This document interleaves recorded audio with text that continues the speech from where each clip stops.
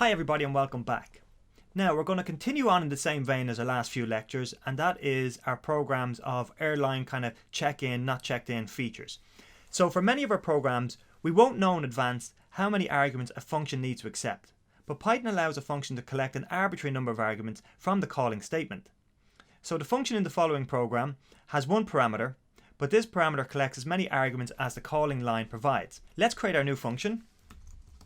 And let's take a step back from where we were with our previous programs and imagine ourselves online booking ourselves a flight. So create passenger, and we're going to have requests. Okay, there we go. That parameter will collect all the user requests.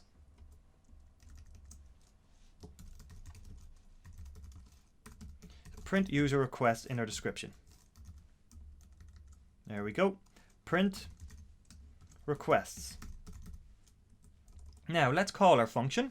So create passenger. Now what requests would a passenger when they're booking a flight make? Aisle seat, or let's say window seat. I like window seats. Window seat. Seat near the top of the plane. Seat near the top of plane. There we go. Now is there any other request that a user might make? Actually, I was booking a flight the other day and you're allowed to request breakfast, so you can pre-order your breakfast on the plane. So pre-order breakfast. Now there we go, and let's print this out.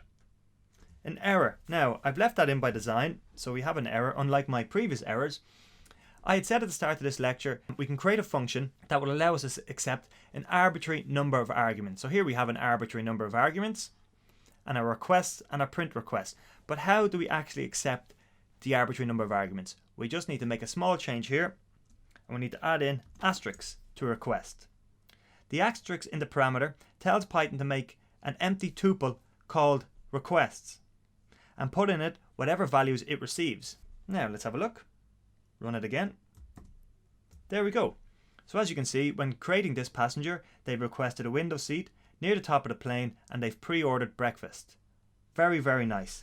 In our next lecture, we'll replace the print statement with a loop and run through each of the passenger requests. Thanks for listening, and I'll see you in the next lecture.